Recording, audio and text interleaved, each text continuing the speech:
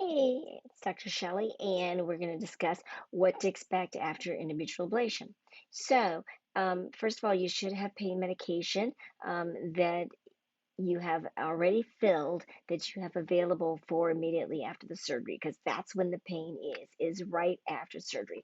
You need 6 hours in which to stay nice and high and happy.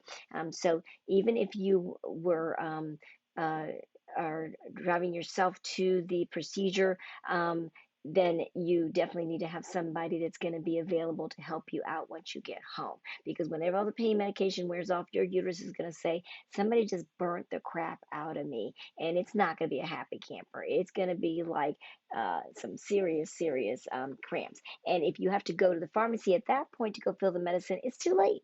By the time somebody gets to the pharmacy, fills the medication, and gets it home, you're behind the eight ball, and the pains are going to have already calmed down. So trust me when I tell you, you do need to get a narcotic with this. If you cannot tolerate a narcotic for some reason, then please let me know, and we will come up with a plan B. But otherwise, you should have a prescription for non-steroidal, either Celebrex, naproxen, Anaprox, or ibuprofen, and you're going to use that. And we will tell you that we give you, the non-steroidal in the office, and we'll tell you when to give the first dose of that. We also will tell you when to take the narcotic.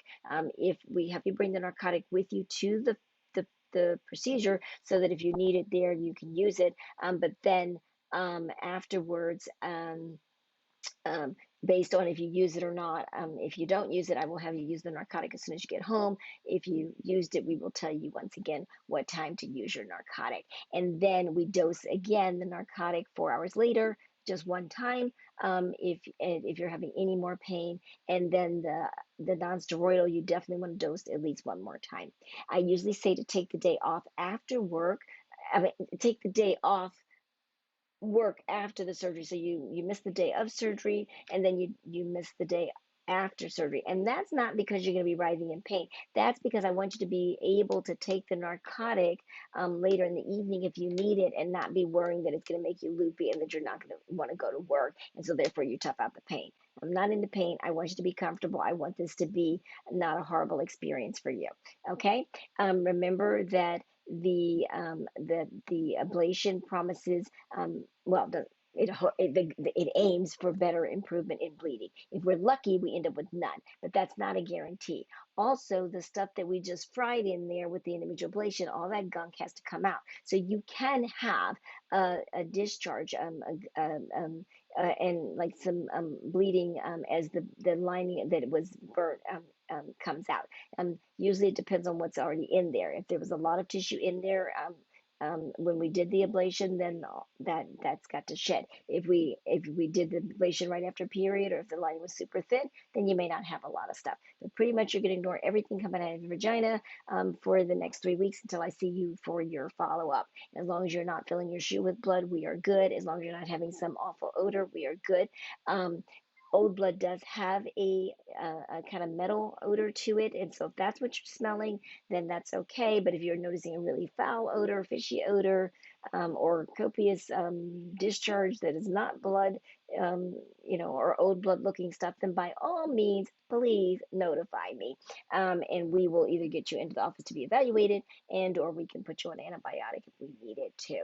And don't get discouraged if you have some bleeding after the procedure. It doesn't mean that the ablation didn't work. Once again, just getting rid of all that stuff. And some people will even have a period or two after the ablation, and then they will actually shut all the way down. But we just kind of play it by ear. We'll see how you do with that. Okay. As far as special restrictions, you should not have intercourse or put anything up into your vagina for at least a week after the ablation is done. So you will have to pull out some pads during that time frame. The Like I said, you won't have an antibiotic unless you are a diabetic, or if you have elevated sugars, then I would have given you an antibiotic. Otherwise, I don't give an antibiotic routinely after ablation unless you're having a problem. And then we got pain medicine. You shouldn't need anything for bleeding, like I said. And you have an appointment to see me back in 3 weeks. Obviously, not bandage you for 3 weeks. If you're concerned, I will see you sooner. And then just manage your pain medicine. I'm not saying you can't use pain medicine after the after the first day from the procedure, but you really should not need it.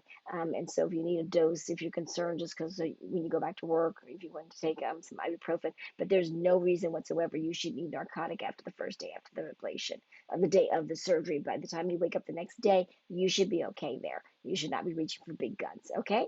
If there's any concerns, by all means, let me know. If not, we'll see you at your first post-op appointment.